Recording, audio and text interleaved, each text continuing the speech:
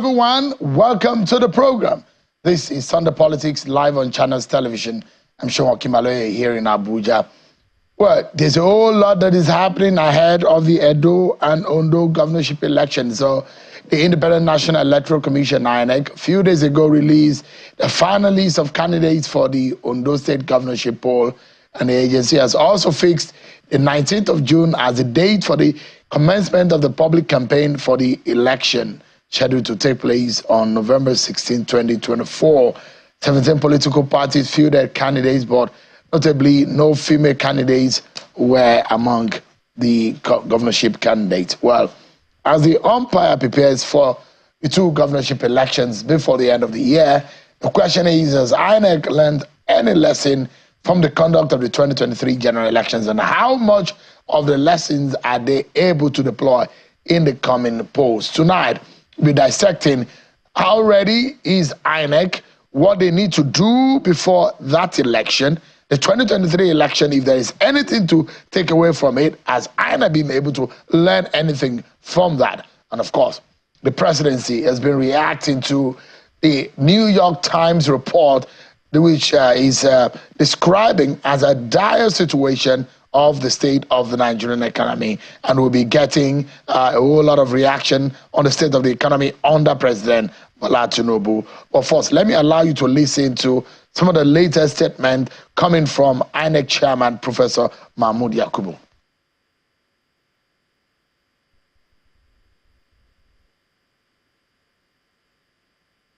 Campaign in public by political parties commenced on Wednesday, 24th April 2024 and will end at midnight on Thursday, 19th September 2024. That is 24 hours before the date fixed for the election as provided by law. I urge you to keep your eyes on the electioneering process with a view to preventing violent attacks or negative mobilization by political parties, candidates, and their supporters during their campaigns.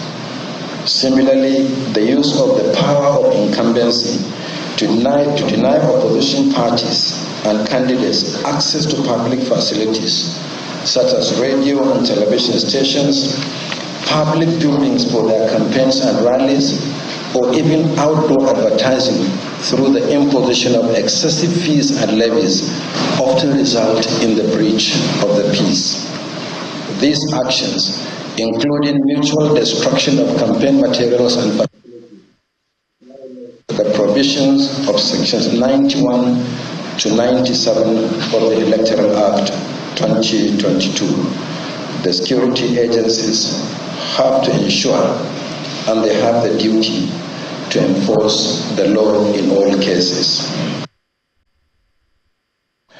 All right, there you have it. Before I allow my guests to speak on these and we dissect some of these issues for you, of course, Muslims all over the world are celebrating today.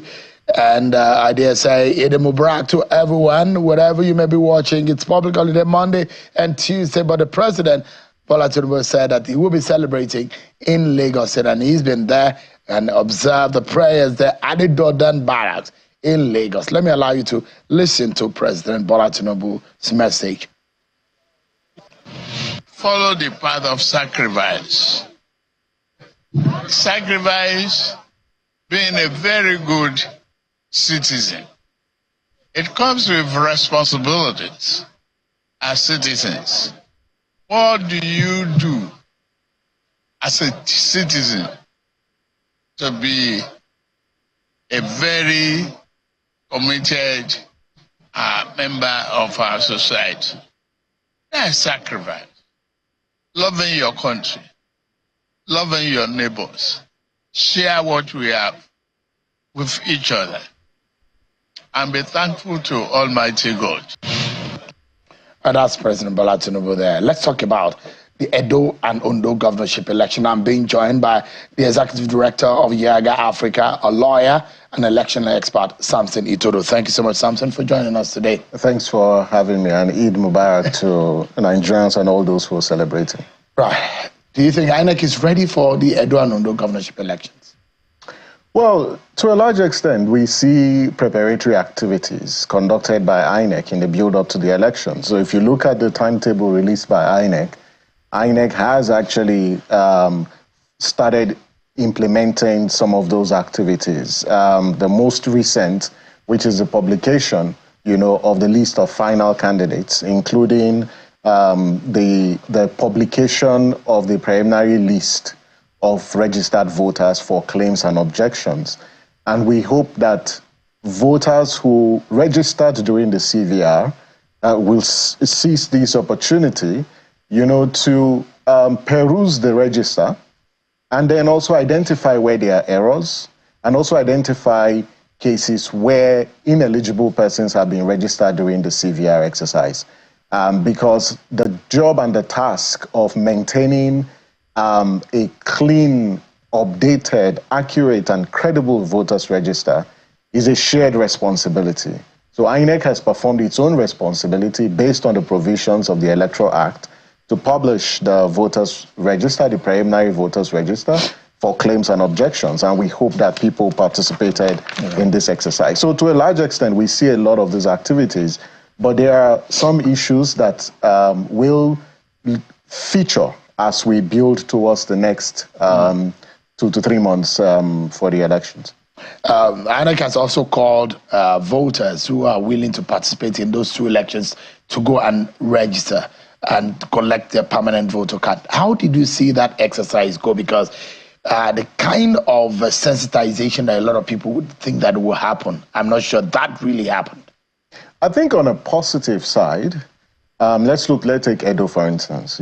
Prior to the commencement of the CVR, the state headquarters was flooded, and some of the IVED, that's the machines used for voter registration, in this case the BVAS, but it now operates as a voter register device, were damaged as a result of the flood.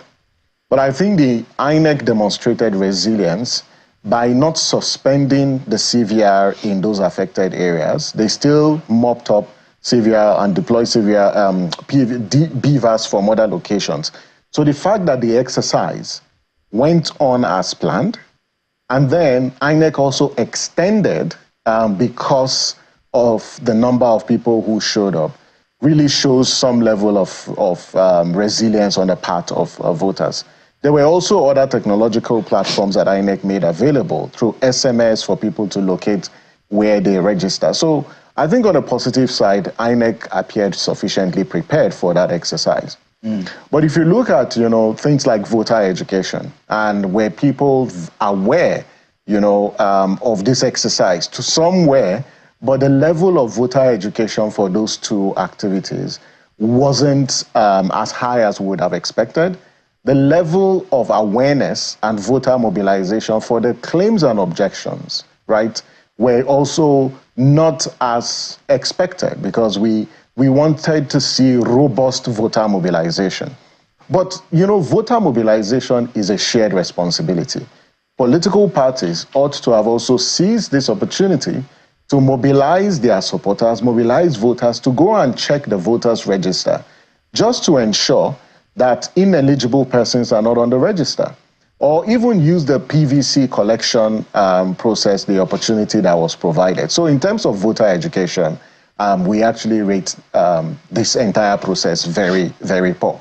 There were a few logistical issues, but on the whole, I'd largely say the voter registration, the CVR in those 2 states, were largely successful. The biggest issue is whether those people who registered, about 269,000 in the preliminary list of registered voters, because INEC will clean up, but we have over 200,000 people. The big question is whether those 200,000, will have their PVCs ready and collected before the elections in those 2 states.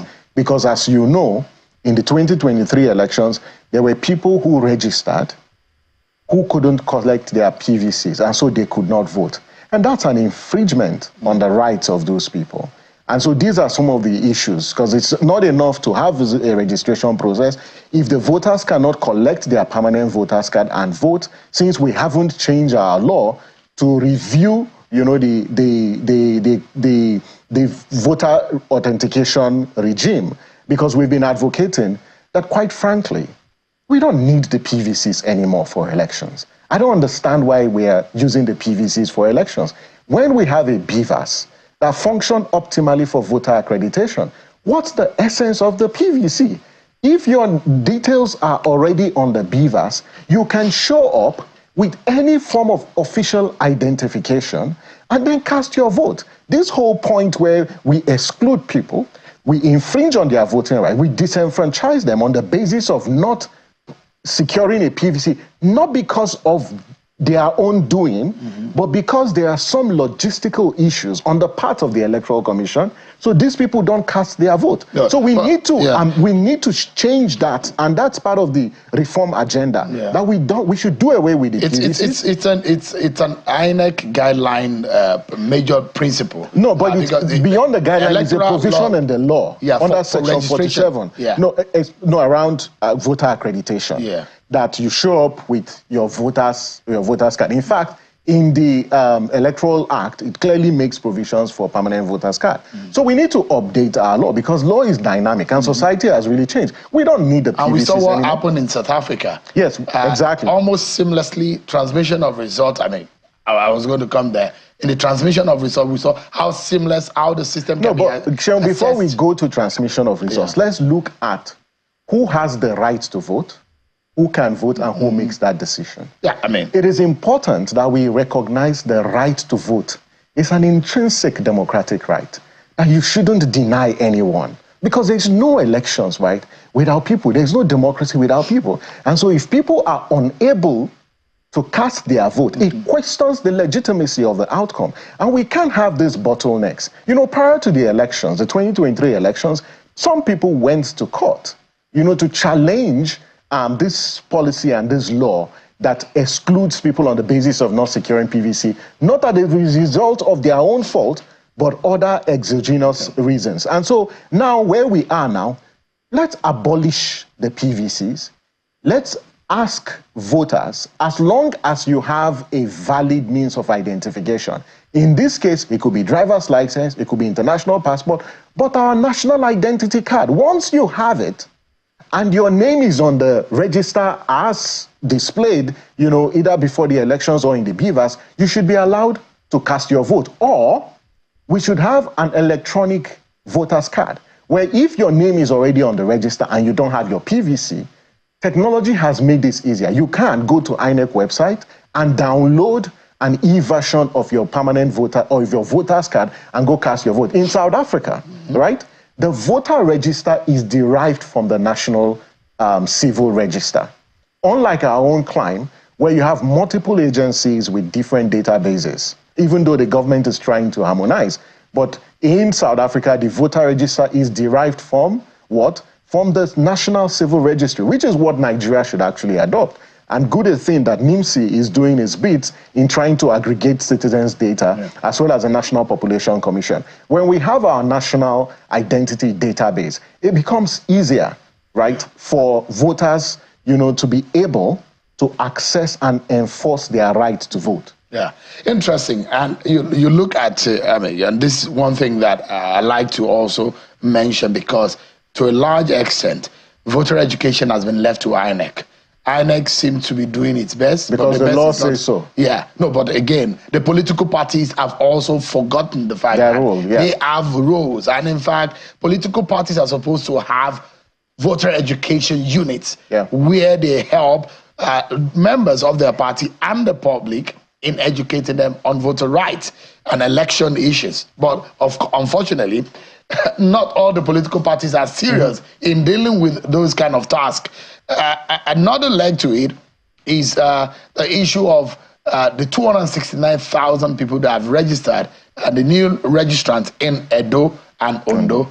You look at it, 67% of those new registrants are between the age of 18 and 34. Yeah. Now, it's interesting again that young people have shown that they have the numbers in determining where the direction of leadership choice is in this country. But what really happens at the end of the day is that, do they really come out They have the numbers, but do they use it? That's a big question. If between 18 and 34 years make up 67% of the new 269,000 registered in Edo, Ondo, what do you see panning out?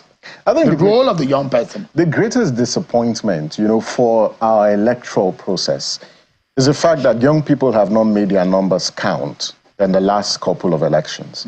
That whilst the voter register is dominated and populated by young people, and before the elections, 34%, and it could actually go higher.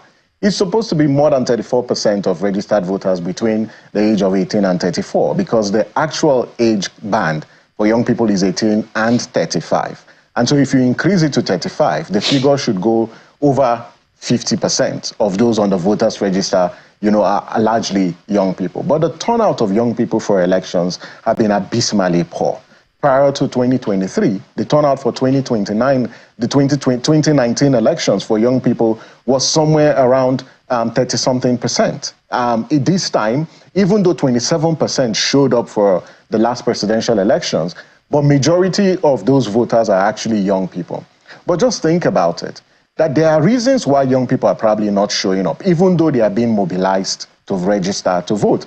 And this is where issues like intervening factors like voter suppression, it limits, young people's rights to vote. Because when, thugs are deployed by politicians to restrict citizens from casting their votes, young people and women, are disproportionately affected. So you look at the register for Edo and Ondo, 46% of them are men. There were more women who registered in those two states combined, because about 52% of those who registered in those two states are women. Now, these women are eager to cast their vote.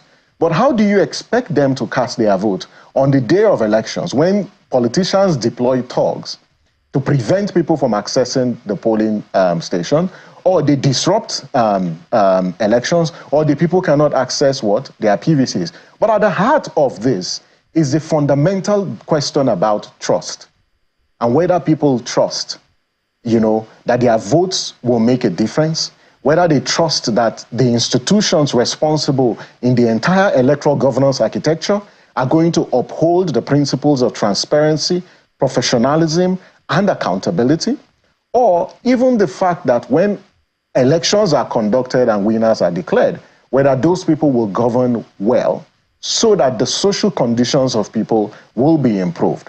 And when you think about this lack of trust, it actually cuts across, because if at the end of the day people suffer, they go through all this stress, to cast their vote, and leaders emerge, and the best they can do is not use political power to put food on people's table, to secure people, to ensure that the environment is clean, is safe, and is healthy, and they don't see any connection between the exercise of that right to vote and also their livelihood. But it doesn't solve it. And this is why one of the biggest, objective and goal that we must all set for these upcoming elections is to increase the level of turnout. And the only way we can do that, beyond the mobilization effort, it begins by instilling and inspiring people to trust the process. I tell you, Sheon, if people trust that they will show up at the polling units at 8 a.m. on the 21st of September in Edo, and that INEC officials will be there waiting for them, and that the result sheet will not be pre-filled, and that the beavers will function optimally, and there will be no violence, and that after voting is concluded, results are recorded on the result sheets, they are posted at the polling units for all to see, and that security agencies, will arrest anyone who is seen buying votes at the polling units. People are going to show up. We just need to instill confidence. Do you think that the 2023 election reduced the trust of some Nigerians in the electoral process? Absolutely, it did. And I think it's public knowledge. And recently we published, the first year report post the elections, and we asked the fundamental question whether electoral trust is declining. The subsequent elections actually made it even worse, because you look at the off-cycle elections, Kogi, Bayelsa, and Imo, They were even worse than some of the elections conducted in the 2023 election. So trust has really declined, and we can't run away from this. And this trust is not just a function of how INEC managed the elections. It's also how the executive and the legislature, are taking decisions that impact on the credibility of the institution. In the last couple of months, appointments have been made into INEC, and we've made this point consistently. And in the last round of appointments where President Tinubu made, there were 4 individuals that the public actually raised concerns about their partisanship. In Edo, one of the states, the current rec in the state, is also amongst one of those individuals, there were several questions actually raised about his partisanship or not. They were all confirmed. Now they're in office. And so as we look towards Edo, I think there's actually a test that INEC, we hope, will meet. And it's the test of neutrality, that in the build-up to this election, questions were raised. And we cannot shy away from that because the integrity and the independence of the Electoral Commission is critical. And our expectation is that INEC at the center will build confidence on the part of stakeholders, right? That the commission is going to be, 1, impartial, is going to be neutral, is going to be accountable and transparent in the management of those elections. That way, you start rebuilding trust and confidence on the part of people. And that, several oversight mechanisms have to be in place, and INEC needs to communicate better. But to go back to the executive, Shehu, it's over 1 year since we had the last election. There is still a vacancy in INEC's leadership. There's the National Commissioner representing the Southeast. After the expiration of the first term of Barrister Festus Okoye, no appointment had been made 1 year after. So there is a vacancy, and that does not bode well for the whole election management architecture.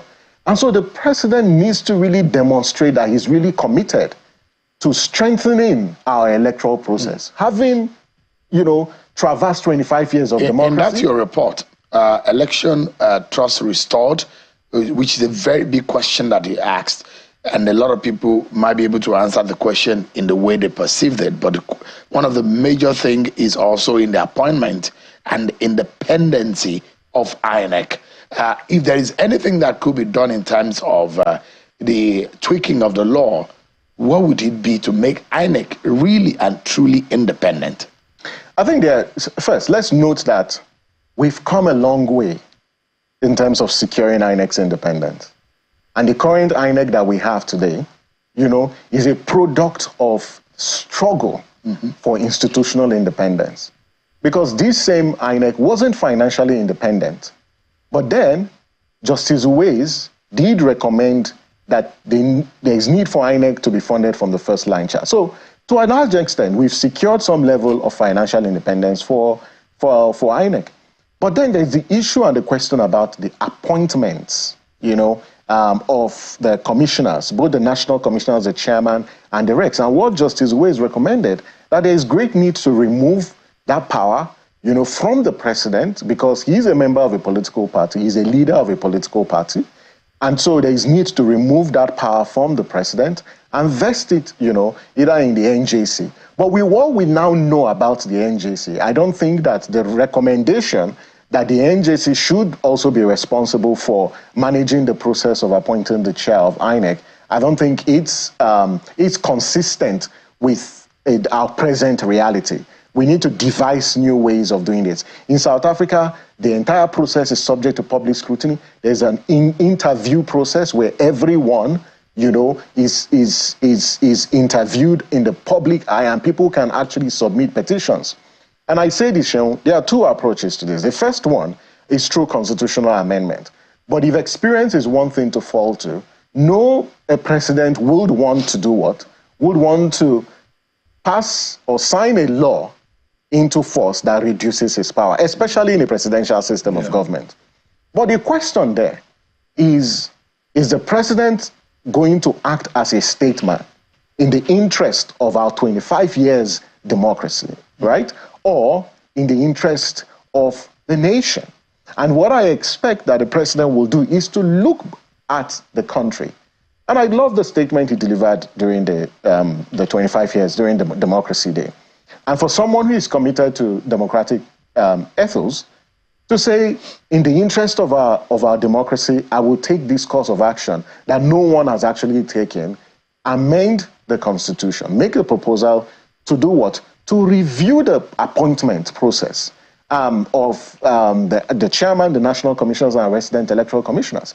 That's one approach. The second approach is if the president decides not to support any amendment that seeks to remove his power, just as a confidence-building measure, what the president can do is to subject his appointments to public scrutiny. So before he sends any nomination to the Senate or the National Assembly for confirmation, he should publish the names, right? Mm-hmm. He can publish his proposed names and ask the public if anyone has any petition or any question about the integrity and the non-partisanship of these people, please submit those objections, right? And when people submit objections, scrutinize them, constitute a small team that looks at this, scrutinize them, update the public and say, based on these public objections that we've received, this is our findings. Mm-hmm. And if you find any proposed nominee wanting,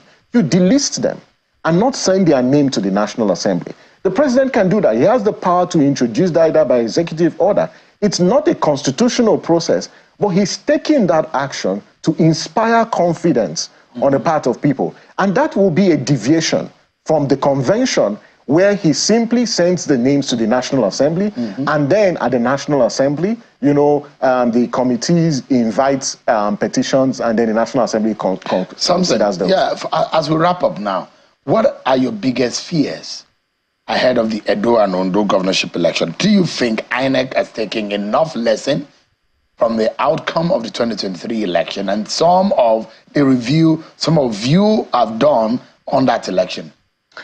No, I think INEC has learned a lot of lessons. You can't be an electoral commission that manage general elections and the other off-cycle elections and not learn lessons. I think the commission have learned its lessons. The big question is whether we will see the expression of that in the build-up to these elections. And there are three things that, are at the heart of this. One is to note that these two elections, right, there will be logistical issues because we have raining season, and we've seen how the flooding is disrupting, even elections, the pre-election activities. What mechanisms is the commission going to put in place, working with stakeholders in the state to ensure that these logistical issues don't rear their heads on election day? Because given the pre-election violence we've seen in places like Edo, if the polling units don't open as at when due, it's going to impact on the outcome of the election. The second, deals with the officials that are going to be engaged for this election. And this include the ad hoc officials, the collation officials, including the supervisory officials, that in the build-up to this, INEC will sanitize the process of recruitment.